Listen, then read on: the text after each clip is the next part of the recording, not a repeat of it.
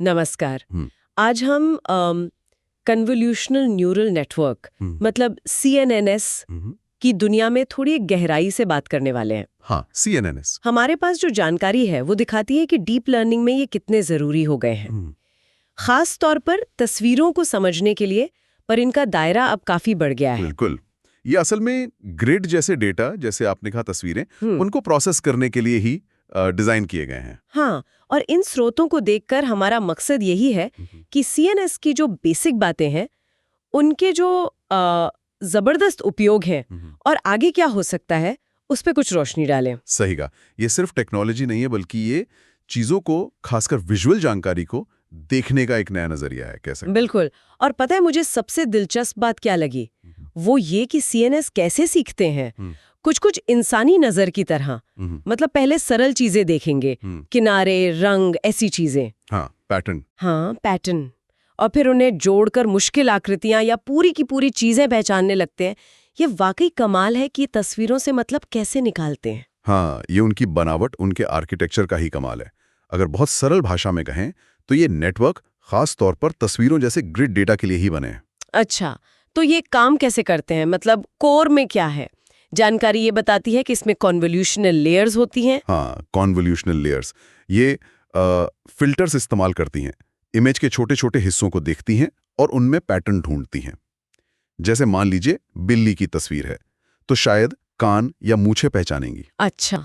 और यहीं पर वो आइडिया आता है स्पेशल हायरार्की का, जिस पर काफी जोर दिया गया है। हाँ, स्थानिक पदानुक्रम। हाँ, मतलब नेटवर्क ये सीखता है कि कैसे छोटे पैटर्न्स जैसे आंखें या नाक मिलकर एक बड़ी चीज बनाते हैं, जैसे पूरा चेहरा। समझ गई। जैसे अक्षर से शब्द और शब्द से वाक्य बनते हैं। बिल्कुल वैसा ही। यही चीज इन्हें तस्वीरों के लिए इतनी असरदार बनाती है। ये तो काफी लॉजिकल लगता है। तो इन लेयर्स के अलावा और भी कुछ जरूरी हिस्से हैं? जानकारी में कई चीजों का जिक्र था। हाँ, है ना। इन फिल्टर्स के बाद अक्सर रियलू जैसे एक्टिवेशन फंक्शन आते हैं। ये मॉडल को थोड़े और जटिल नॉन लीनियर पैटर्न सीखने में मदद करते हैं। अच्छा। फिर आती हैं पूलिंग लेयर्स। ये क्या करती हैं कि जानकारी को थोड़ा सरल बनाती हैं, जैसे तस्वीर का साइज कम कर दिया, लेकिन जरूरी चीजें रखी। इससे मॉडल ज्यादा तेज और कुशल बनता है। ठीक है। और आखिर में होती हैं फुली कनेक्टेड लेयर्स। ये समझ लीजिए कि दिमाग का वो हिस्सा है जो सारी सीखी हुई जानकारी के आधार पर आखिरी फैसला लेता है, जैसे ये बताना कि तस्वीर में बिल्ली है या कुत्ता। समझ गई। तो ये सब मिलकर एक सिस्टम बनाते हैं जो देख सकता है और समझ सकता है, और जैसा कि हम देख रहे थे, इनके उपयोग तो वाकई जबरदस्त है। हाँ बिल्कुल, जैसे स्वास्थ्य सेवा में मेडिकल इमेज को एनालाइज करके डॉक्टरों की मदद कर रहे हैं। कुछ शुरुआती स्टडीज में तो, जैसा एक स्रोत बताता है, कैंसर के निदान में सटीकता बढ़ाने में इनका रोल रहा है। वाह, ये तो बहुत बड़ी बात है। हाँ, और सेल्फ ड्राइविंग कारों में भी तो इनका बहुत बड़ा हाथ है। सड़क पर चीजें पहचानना, लोग पहचानना। हाँ, ऑब्जेक्ट डिटेक्शन। और एक जगह मैंने पढ़ा कि इनका इस्तेमाल पुरानी धुंधली पांडुलिपियों को पढ़ने या आर्टवर्क असली है या नकली, ये जांचने जैसे कामों में भी हो रहा है। ये तो सोचा ही नहीं था। सही बात है। और ये सिर्फ तस्वीरों तक ही सीमित नहीं है।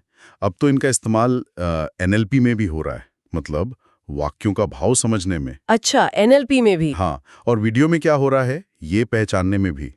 ये दिखाता है कि ये कितने फ्लेक्सिबल हैं। इनका असर अब अलग अलग इंडस्ट्रीज पर दिखने लगा है। लेकिन सब कुछ इतना आसान भी नहीं है। कुछ चुनौतियां भी हैं जिनके बारे में बात हुई है, जैसे कि डेटा। बहुत सारा डेटा चाहिए होता है इनको सिखाने के लिए। हाँ, डेटा एक बड़ी ज़रूरत है, लेबल किया हुआ डेटा। और साथ ही इनको ट्रेन करने के लिए कंप्यूटेशनल पावर भी काफ़ी चाहिए।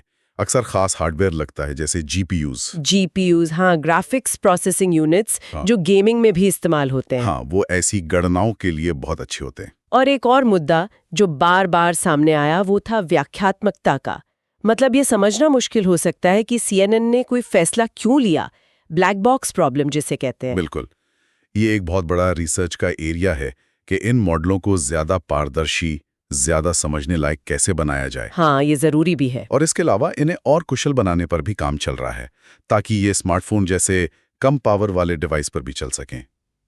इस दिशा में काफी प्रगति हो रही है, ऐसा लगता है। तो अगर हम संक्षेप में कहें, CNNs विजुअल डेटा समझने के लिए बहुत शक्तिशाली उपकरण है। उनकी वो परतदार संरचना जो धीरे धीरे विशेषताओं को सीखती है, इसकी वजह है। उपयोग बहुत सारे हैं, लेकिन हाँ, डेटा, कंप्यूटिंग पावर और पारदर्शिता जैसी चुनौतियां अभी भी हैं।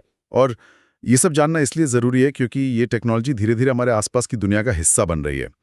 हेल्थ केयर से लेकर मनोरंजन और सुरक्षा तक हमें पता भी नहीं चलता, पर ये हमारे अनुभव को बदल रही हैं। सही कहा। तो अंत में श्रोताओं के लिए एक सवाल छोड़ते हैं जो इन स्रोतों के विश्लेषण से मन में आता है। जैसे जैसे CNNs और बेहतर, पारदर्शी और दूसरी AI तकनीकों के साथ जुड़ते जाएंगे, क्या ये भविष्य में डिजिटल जानकारी के साथ हमारे इंटरेक्शन को इस तरह बदल देंगे कि शायद हमारी ज़रूरतें बताने से पहले ही वो उन्हें समझ लें? ये सोचने वाली बात है।